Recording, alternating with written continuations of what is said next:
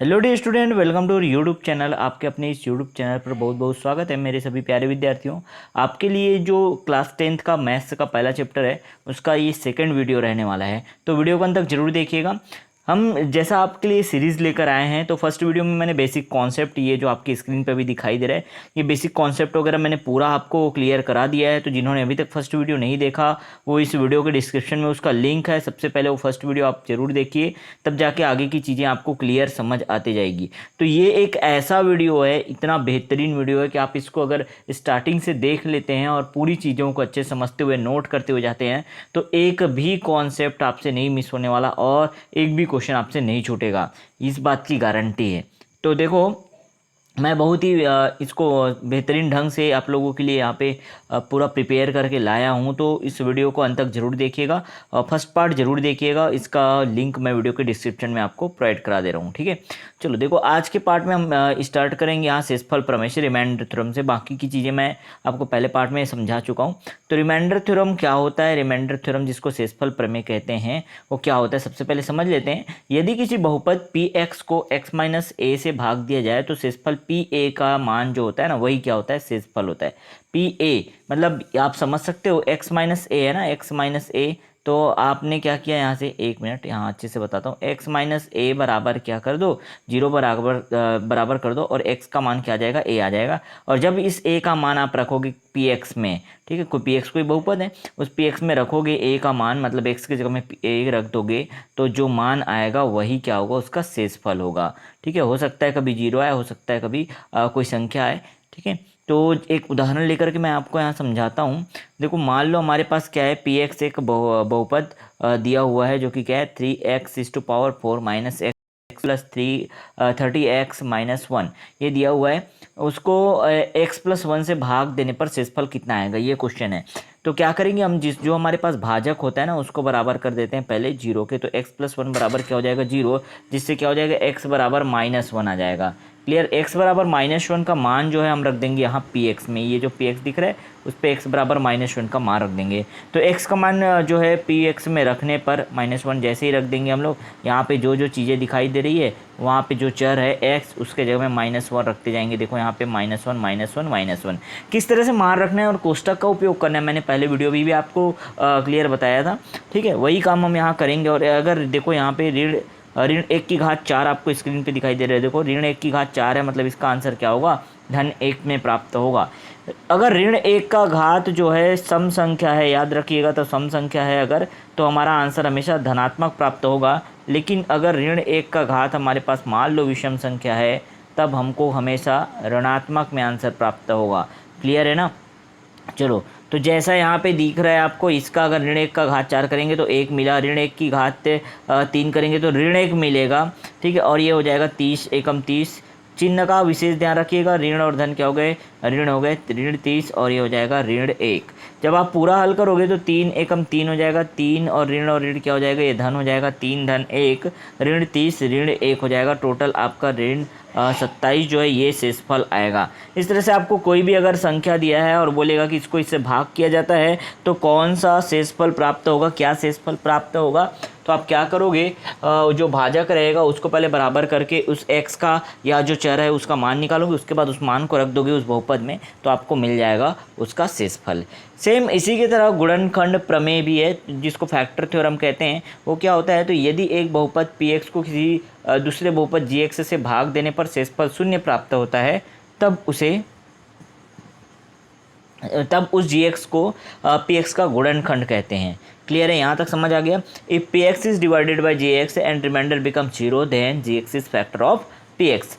मान लो हमारे पास पी एक्स और जी एक्स दो हमारे पास बहुपद हैं। अगर जी एक्स का मान हम लोगों ने निकाला और उससे भाग देने पर शेषफल 0 आ गया, या किसी भी तरह से निकालो, जी एक्स से भाग दे दो पी एक्स को, ठीक है, और उसके बाद अगर आंसर 0 प्राप्त होता है ना, तब हम उसे क्या कहते हैं कि जी एक्स जो है पी एक्स का गुणनखंड है, इतना कहते हैं। जैसे कि यहाँ पे आपको स्क्रीन पे दिखाई दे रहा होगा, देखो ये कह रहे हैं check x-2 is factor of polynomial P X. ये दिया है x का 3 ऋण 3x का वर्ग धन 4x ऋण 4 का ये गुणनखंड है कि नहीं, x ऋण 2 एक गुणनखंड है कि नहीं इस बहुपद का, ये दिया हुआ है। तो सबसे पहले जो बहुपद दिया उसे हम लोगों ने लिख लिया, और क्योंकि हमको चेक करने बोला है कि x-2 इसका गुणनखंड है कि नहीं, इसलिए हम क्या करेंगे, x-2 से अगर इसको भाग दे दिया जाए तो शेषफल शून्य प्राप्त होगा, और जब शून्य प्राप्त होगा तब हम कह सकते हैं कि इसका गुणनखंड है। क्लियर है। तो x-2 बराबर क्या कर देंगे 0, यहाँ से x का मान आएगा, x बराबर क्या आ जाएगा 2, तो x का मान px में रखने पर x बराबर 2 रख दो, यहाँ पे क्या आ जाएगा देखो, तो ये हमारा पूरा px का मान है। क्लियर है। इस पे जहाँ जहाँ x दिखाई दे रहा है कोष्टक में आप क्या कर दो 2 रख दो, और उसके बाद हल करो, इसको हल करना आप सभी को आता है।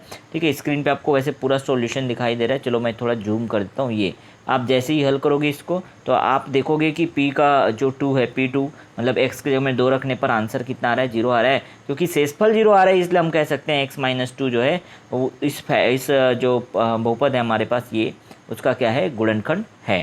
क्लियर हो गया। चलो नेक्स्ट हम लोग देखते हैं बहुपदों का गुणनखंड। फैक्टरिंग गुणनखंडन करना है, फैक्टरिंग पॉलिनोमियल्स। तो ये क्या होगा, हमको फैक्टर प्राप्त करना है, गुणनखंड प्राप्त करना है। किस तरह से गुणनखंड निकाल सकते हैं, तो 2-3 मेथड है जो मैं यहाँ डिस्कस करूँगा। ठीक है, और आपके जो सिलेबस में दिया हुआ है उन्हीं सबको लेंगे। तो सबसे पहला जो यहाँ पे मेथड है, पहला जो विधि है वो है उभयनिष्ठ निकाल कर गुणनखंडन प्राप्त करना।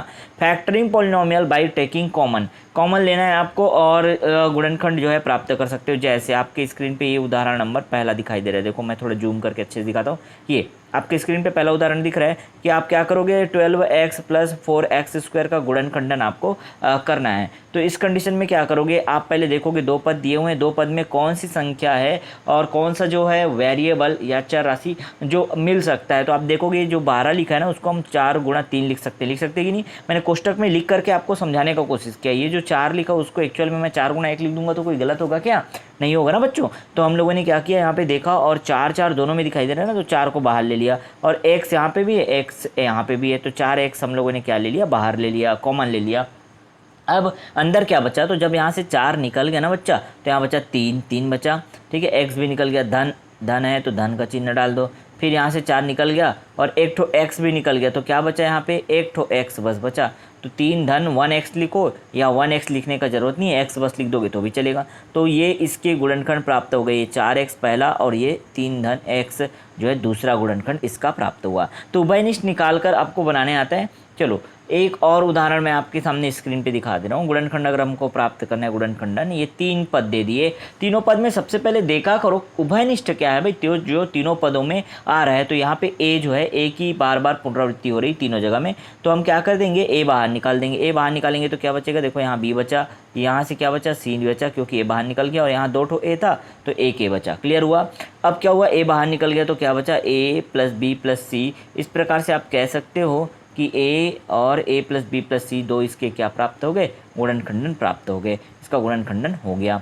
क्लियर। 2 विधि से आप लोगों ने समझ लिया कैसे उभयनिष्ठ निकालते हैं। सेकेंड जो मेथड है वो है सर्वसमीकाओं के उपयोग से गुणनखंडन। तो फैक्टरिंग पॉलिनोमियल बाई आइडेंटिटीज़ का यूज़ करना है। सर्वसमीका जो सूत्र होता है गणित का, वो सूत्र का उपयोग करना है। बिल्कुल ये 3 सूत्र आप नोट डाउन करते जाइएगा। देखो जहाँ पे आपको नोट करना है ना, ऐसे मैं जूम कर दिया ना, तो वो चीज़ आप लिख लिया करो कॉपी में, और अगर नहीं लिख पा रहे हो तो थोड़ा बैक कर लिया करो, वीडियो को बैक करके आप जो है रोक लीजिएगा, और रोक करके फिर अपने कॉपी में एक प्रॉपर जो नोटबुक बना रहे हो में बनाइएगा। ठीक है, तो सर्वसमीकाओं के उपयोग से गुणनखंडन जो है किस तरह से कर सकते हैं, तो ये बेसिक आइडेंटिटीज़ हैं जिसका उपयोग किया जाता है। तो ये हो जाएगा, देखो जैसे आपको 1 2 3 3 आइडेंटिटी हैं जिनका उपयोग करना है, तो इन तीनों को अच्छे से याद कर लीजिए आप। ये 3 सूत्र हैं जिनको आपको याद करना है, बहुत ही बेहतरीन सूत्र हैं, और इनको जो है आप मैक्सिमम जगहों पर यूज़ करेंगे जब हम मैथ्स की बात करते हैं। तो यहाँ पे भी इसी सूत्र की सहायता से हम गुणनखंड निकालेंगे। जैसे आपके सामने ये 3 सूत्र याद हो गया ना, अच्छे से देख लो इस 3 सूत्र को बच्चों। 3 सूत्र है, बहुत बेहतरीन तरीके से मैंने यहाँ पे आपको समझाने का कोशिश किया। यदि वीडियो अच्छा लग रहा है तो लाइक करो, और वीडियो अच्छा नहीं लग रहा है तो डिसलाइक करते जाना, लेकिन आपको जो है रिस्पॉन्स देना ही है। क्लियर है। चलो स्टार्ट करते हैं देखो क्वेश्चन बनाना। तीनों आइडेंटिटी याद हो गया। जब फर्स्ट क्वेश्चन देखते हैं, फर्स्ट क्वेश्चन आपको क्या दिखाई दे रहा है, एक्स का वर्ग ऋण 4 दिया है, एक्स का वर्ग ऋण 4 का आपको क्या करना है, गुणनखंडन प्राप्त करना है। ठीक है, एक्स का वर्ग ऋण 4 अगर हमको दिया है तो हम क्या कर सकते हैं, इसको ऐसा लिख सकते हैं क्या, एक्स का वर्ग ऋण 2 का वर्ग। अब एक सूत्र जैसा दिखाई दे रहा है, देखो ये वाला सूत्र ए का वर्ग ऋण बी का वर्ग जैसे सूत्र दिखाई दे रहा है, तो इसको हम लिख सकते हैं ए ऋण बी और ए धन बी। इसलिए इस प्रकार से अगर हम इसको देखेंगे तो इसको भी लिख सकते हैं एक्स ऋण 2 और एक्स धन 2। क्लियर हुआ, ये उदाहरण नंबर 1 है। उदाहरण नंबर 2 का अगर हम बात करें, उदाहरण नंबर 2 आपके स्क्रीन पे दिखाई दे रहा है, ये एक्स का वर्ग धन 6 एक्स धन 9। तो हम क्या करेंगे, यहाँ पे जो मध्य ये जो है देखो, 1 मिनट, इसको अगर हम लोग सोच के देखें पहले, क्या ये सूत्र जैसा बन सकता है, क्योंकि 3 सूत्र याद करने बोला ना मैं। तो सबसे पहले पद को आप देखा करो, पहले पद को वैसी के वैसी लिख दो, लास्ट वाले पद को भी सोचो वैसी के वैसी, अभी लिख दिया मैंने, और बीच वाले पद को सोचा जाएगा। फिर देखो, जैसे पहले पद को मैं लिख दिया, यहाँ एक्स दिखा था एक्स का वर्ग, तो एक्स का पूरे एक्स का वर्ग कर दिया। ये 9 लिखा है तो इसको क्या कर दिया, 3 का वर्ग कर दिया, 3 पूरे का वर्ग। अब मुझे समझ आ गया, अगर मैं इसको ए ले लेता हूँ, इसको क्या ले लिया हमने, ए ले लिया, और इसको अगर मैं बी ले लेता हूँ तो बाकी सूत्र क्या होता है, ए का वर्ग धन बी। देखो इस बीच में दिखाई दे रहा है 2ab और b का वर्ग, बन गया एक सूत्र, a का वर्ग धन 2ab धन b का वर्ग बराबर क्या होता है, a धन b पूरे का वर्ग। तो a की जगह में क्या लिया था हमने, x लिया था, x, और b की जगह में क्या लिया था 3, तो ये हो जाएगा x धन 3 पूरे का वर्ग। और x धन 3 पूरे का वर्ग मतलब x धन 3 2 बार रिपीट हुआ है। देखो आपके सामने मैंने अच्छे से इसको यहाँ पे रिप्रेजेंट भी किया हुआ है। क्लियर है, तो हर एक चीज़ समझ आ रहा है। नेक्स्ट क्वेश्चन हम लोग देखते हैं, उदाहरण नंबर जो 3 है ये लिया हूँ मैं। तो एक यहाँ पे भी फिर से क्वेश्चन दिया है, ये बहुपद है, इसका भी हम क्या करेंगे, सबसे पहला जो पद है उसको देखो, 4x का वर्ग है ना, तो इसको हम क्या कर दिए, 2x पूरे का वर्ग कर दिए। जो 25 लास्ट में लिखा उसको 5 का वर्ग कर दिए। अब इसको a मान लिए और इसको क्या मान लिए, b मान लिए। फिर सूत्र क्या कहता है, a का वर्ग ऋण 2ab, यहाँ पे ऋण 2ab वाला सूत्र लग गया। ठीक है, और पूरा सेटिस्फाई कर रहा है। ऋण 2ab अगर मैं रखता हूँ तो ये -20x आ रहा है, बिल्कुल आ रहा है। ठीक है, तो ये आप कर दो, और ये सूत्र का जो आंसर आता है उसका आंसर आप यहाँ पे बना दो। तो a माइनस बी पूरे का वर्ग आएगा, मतलब 2x ऋण 5 पूरे का वर्ग आएगा, यही आपका आंसर है। 2 बार लिख दो इसको। क्लियर हुआ, तो उम्मीद करता हूँ ये सब चीज़ें जो है अच्छे से समझ आ रही है आपको। ठीक, आगे चलते हैं। सी, जो तीसरा जो विधि है वो है सी, जो सबसे ज़्यादा यूज़ होगा, और इसके सवाल भी आपके बहुत सारे दिए हुए हैं आपके बुक में, है ना। तो ये है ए एक्स का वर्ग धन बी एक्स धन सी। ये जो इस टाइप का बहुपद है जिसको क्या कहते हैं, द्विघात बहुपद। द्विघात बहुपद के मध्य पद को तोड़कर भी हम गुणनखंडन कर सकते हैं।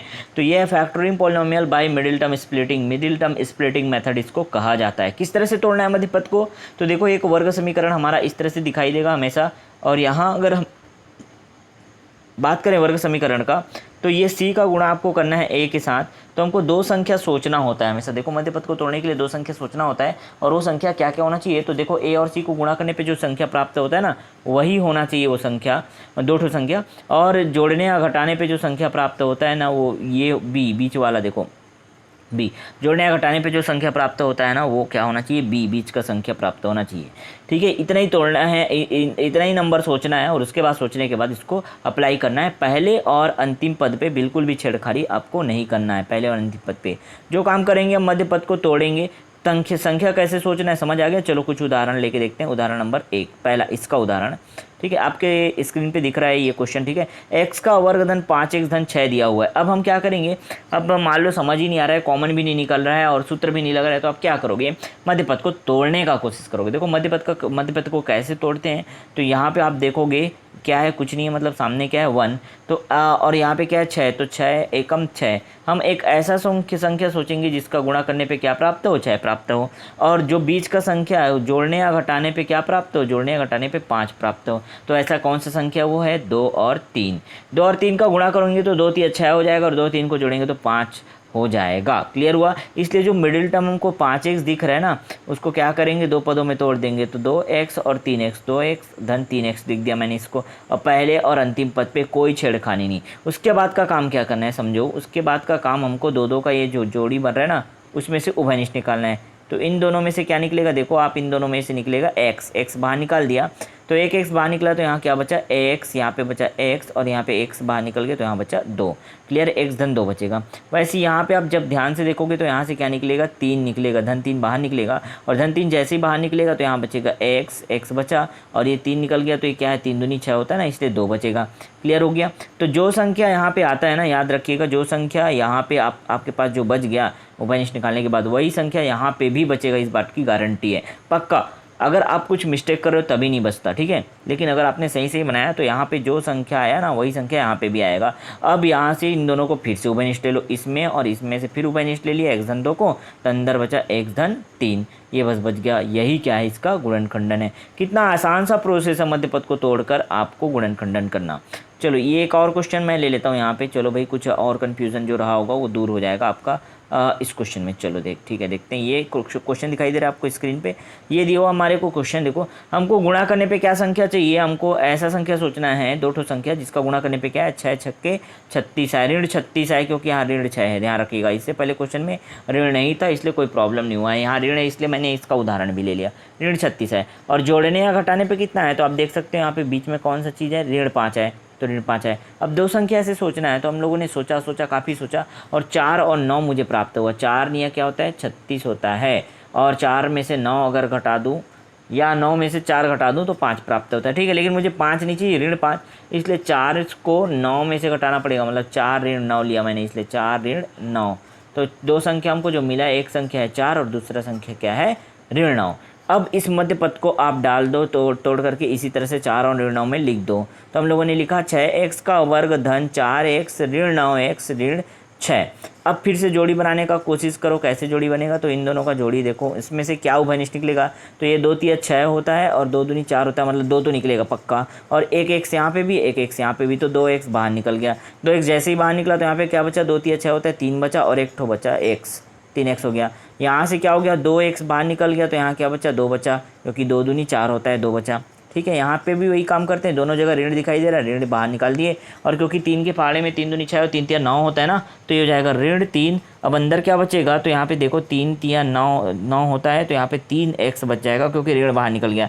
यहाँ से भी ऋण बाहर निकल गया इसलिए क्या हो जाएगा, यहाँ पे धन आ गया, और 3 दूनी 6 होता है इसलिए यहाँ पे धन 2 आ गया। आप फिर से देखोगे कि 3x धन 2, यहाँ पे भी 3x धन 2, यहाँ पे भी है, दोनों निकल गया बाहर, तो यहाँ अंदर क्या बचा 2x ऋण 3 बचा, यही इसका गुणनखंडन है।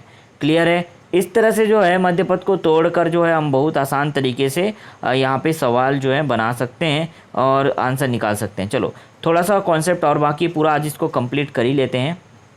क्लियर है। अब आगे देखते हैं द्विघाती बहुपद के मान और शून्यक आखिर होते क्या हैं। देखो प्यारे बच्चों, values and zeros of quadratic polynomial, ये हमको इस टॉपिक को पढ़ना है, तो इसको अच्छे से हेडिंग डाल लीजिए और नोट डाउन कर लीजिए।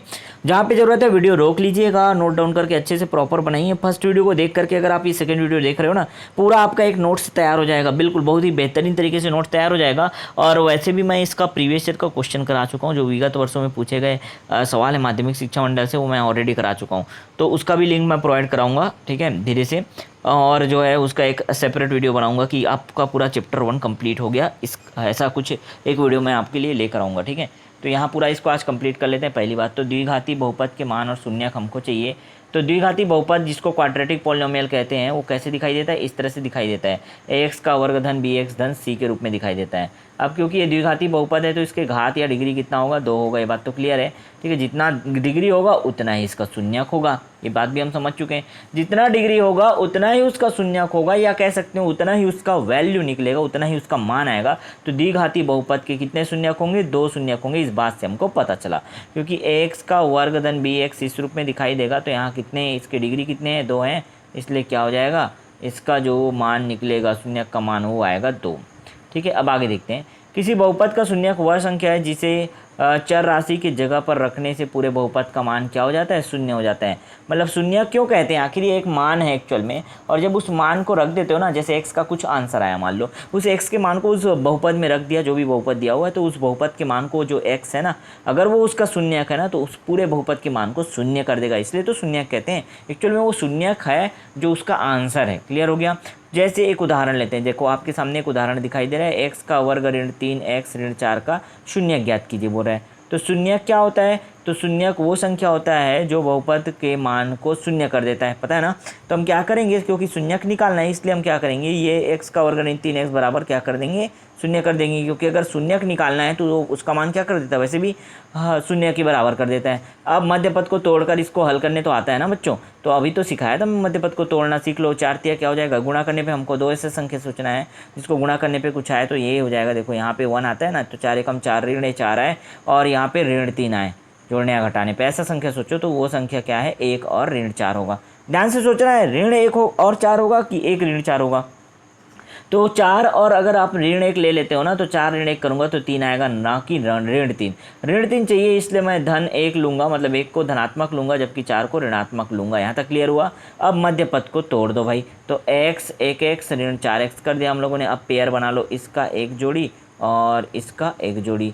आप ध्यान से देखो तो यहाँ पे क्या हो जाएगा, देखो क्लियर मैं यहाँ पे बता रहा हूँ।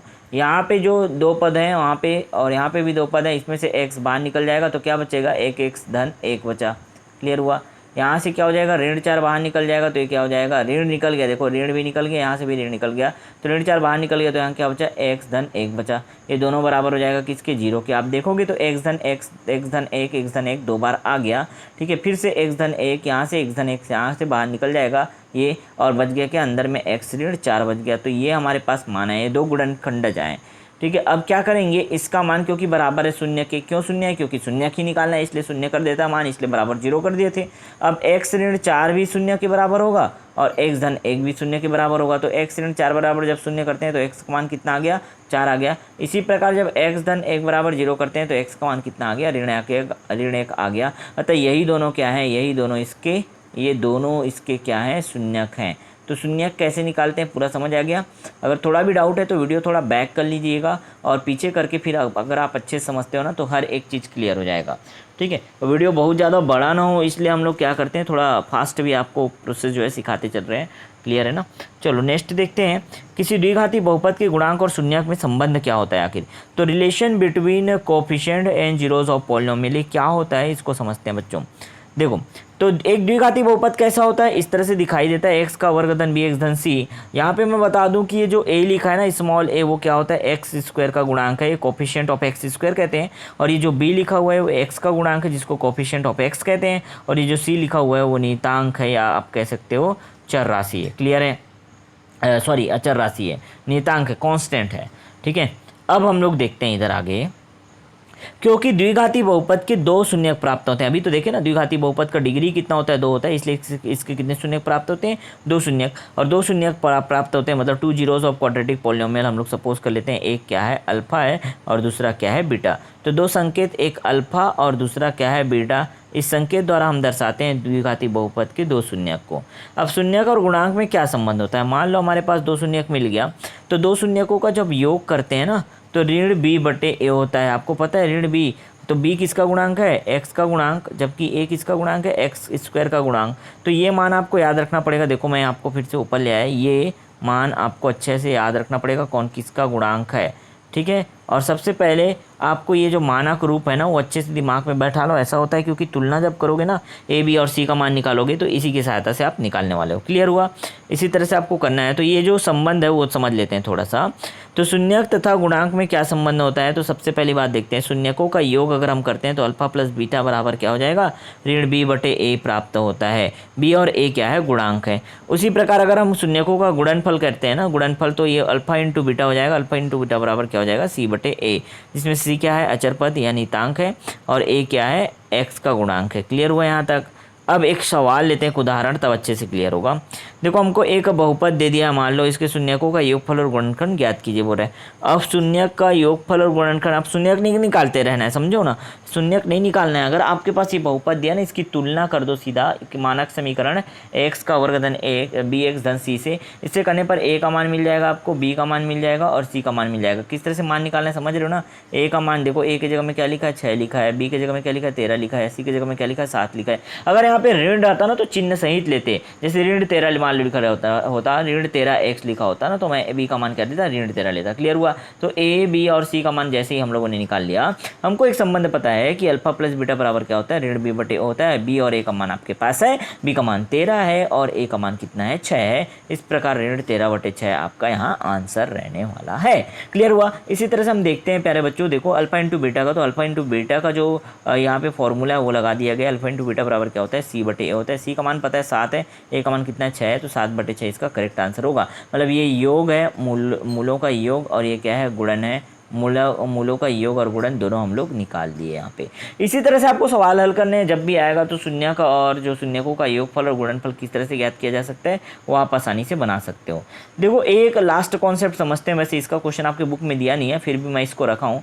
मान लो अगर आपको पहले से शून्यक पता है किसी सवाल में और बोल देता है कि द्विघात समीकरण बनाइए, तो ये कॉन्सेप्ट उसी पे डिपेंड करता है। जैसे जो बहुपद का शून्यक है ना, अल्फा प्लस बीटा मान लो आपको दे दिया है, किसी भी रूप में दिया होगा, या तो अलग अलग दिया होगा, या तो अल्फा प्लस बीटा का मान दे दिया, अल्फा इंटू बीटा का मान दे दिया, तब आपको क्या करना है, इस स्थिति में आपको क्या शून्य जो समीकरण है वो निकालने हैं। तो समीकरण कैसे निकाल सकते हो, अगर आपको शून्यक पता है ना, तो समीकरण क्या होता है, ये होता है, ये x का वर्ग ऋण कोष्टक लगा के लिखना alpha plus beta into x धन अल्फा इंटू बीटा, यही होता है। ठीक है। अब इसका जैसे कि मान रखते जाओगे अल्फा और बीटा का, तो आपको एक समीकरण मिलेगा जो वर्ग समीकरण या द्विघात समीकरण होगा। जैसे एक उदाहरण ले रहा हूँ, मान लो यहाँ पे क्या दिया है, यदि किसी बहुपद के शून्यक 3 और 4 हों तब द्विघात समीकरण ज्ञात कीजिए। तो शून्यक क्या है, अल्फा बराबर 3 ले लो, बीटा बराबर क्या ले लो, 4 ले लो, तब द्विघात समीकरण क्या होगा, तो वही सूत्र जो मैंने शुरू में बताया था, एक्स का वर्ग ऋण कोष्टक लगा के अल्फा प्लस बीटा गुणा एक्स कर दो और प्लस करके अल्फा इंटू बीटा कर दो। अब अल्फा और बीटा दोनों पता है ना, मान रख दो बेटा, कुछ भी मत करो, यहाँ पे मान रखो बस